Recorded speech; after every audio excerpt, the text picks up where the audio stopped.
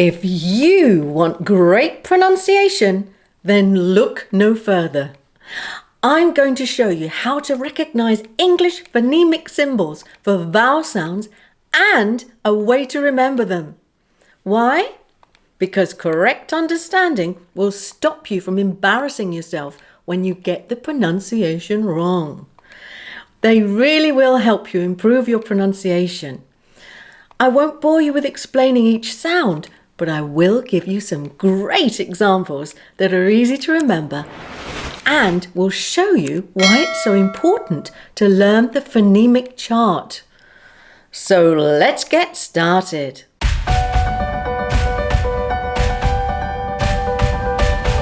Before we look at the examples, a quick tip. After a couple of the phonemic symbols, there are two dots that look like a colon. It's not actually a true colon with dots, but two very small solid triangles. Do you know why it's there? No?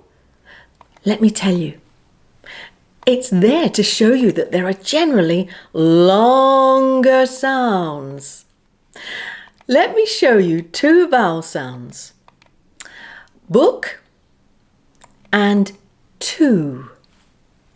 Can you hear how much longer the second sound is? Same spelling, two O's, but two completely different sounds. This is why it's so important to learn the English phonemic alphabet to show how each word is pronounced. The phonemic symbols are really helpful when we come across words which are spelt in the same way but sound differently.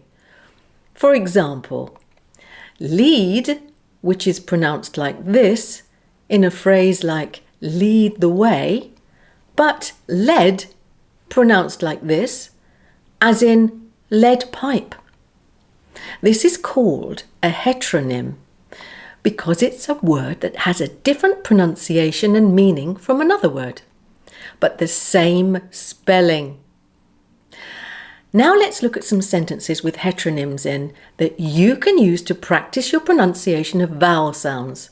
Oh, by the way, if you haven't already learnt my pronunciation improvement method, take a look at my video, Improving Your Pronunciation, that I've linked above.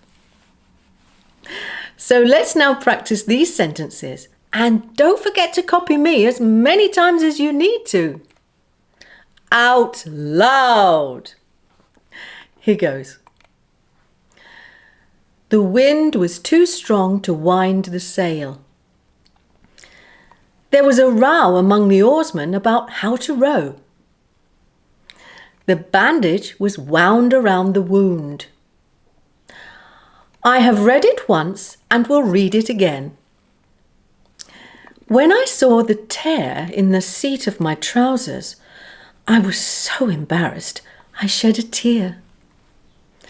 The clever farmer taught his sow to sow potatoes in the field. Her name was Snowdrop. We must polish the Polish furniture.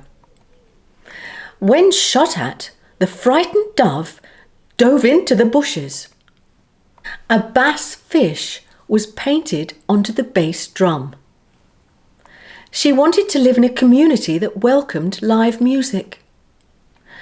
The bow fell from Queen Elizabeth's hat as she asked him to bow. So there's a lot for you to practice, at least 6 times. Give it a go. Oh, and before I forget, notice the difference in pronunciation when it's a noun or adjective and when it's a verb. But don't forget, say them out loud. Record yourself so you can compare yourself to me. But before you go, here's a good old Scottish rhyme for you. If at first you don't succeed, try again. Well, I suppose I should do it in a Scottish accent as well for you. If at first you don't succeed, try again. Love and peace.